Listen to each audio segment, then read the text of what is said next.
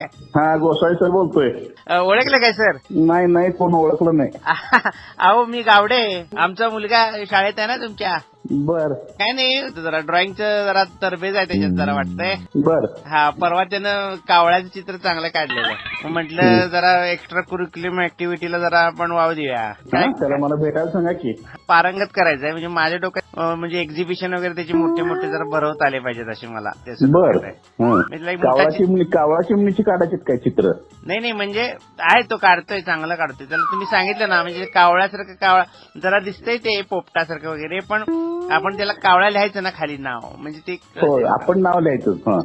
म्हणजे माझा एक वडील म्हणून त्यातला एक वेगळा इंटरेस्ट असा आहे की त्याला दाखवायचं करून. मुलाकडनं यायला पाहिजे ना, वडिलांनी करू उपयोगी नाही. नाही काढतोय. अहो तो तुम्हाला सांगतो पतंग उडवणारी मुलं तर एवढं भारी काढतोय म्हणजे मी म्हटलं अरे पतंग कुठं दिसतच नाहीये तर म्हणतो वाऱ्यानं वर गेलाय. असं हुशार आहे हो म्हणजे दोरी काढली अशी फक्त त्यानं कागदावर.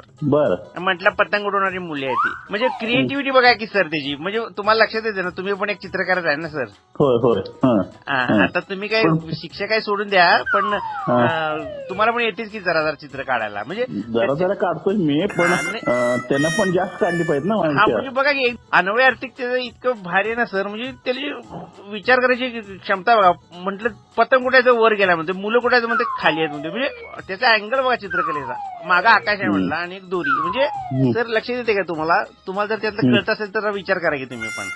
मला जरा जरा कळतंय पण ते नुसतं असं दोरी काढ उपयोगी नाही हो. काय होते मग खाली लिहायला लागतं मग पतंग उडवणारी मुलं. हा मग लिहायचं म्हणजे काय अक्षर पण तुमचं बरं आहे ना तुम्हीच लिहून द्यायची म्हणजे प्रदर्शन असं माझ्या डोक्यात आहे. म्हणजे तुम्ही जर त्याला आणखीन शिकवलं ना वेगळ्या वेगळ्या अँगलने चित्र काढायला तर मला वाटतं ते जहांगीर आर्ट गॅलरी मध्ये तर आपलं त्याचं लागू शकेल बघा एक्झिबिशन. नाही तो अजून लहान आहे आपण असं करू त्याला येऊ दे माझ्याकडे शाळेमध्ये मला भेटू दे. काय मला ना माझं स्वप्न फार मोठं आहे सर. आता सकाळी विषय झाला आमचा बायको म्हटली त्याला काय करायचं मी म्हटलं चला ठरवून टाका चित्रकला. परवा म्हणत होते इंजिनियर डॉक्टर वगैरे मग डॉक्टरचं मग काय आलं स्टेटस्कोप असते की नाही कानात घालते ते दवाखान्यात दाखवलं तेच घालून बसला तिथं. मला पाहिजे म्हटलं ते कानातलं घालायला. नाही मग बायको म्हटली आपण त्याला डॉक्टर करूया.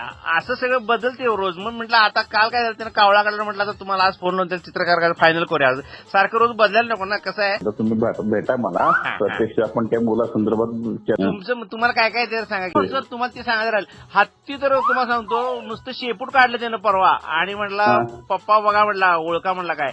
मी म्हटलं अरे हे काय खराट्यासारखं काढले ते म्हटलं शेपूट आहे हत्तीचं म्हणजे हत्ती तिकडं तोंड कोण उभा आहे म्हटलं आणि हे शेपूट आहे म्हणला मागा हत्ती बघा म्हणजे अँगल बघा त्याचा असं मला पूर्ण गायडन्स देऊया. करूया की. हा त्याला मोठा चित्रकार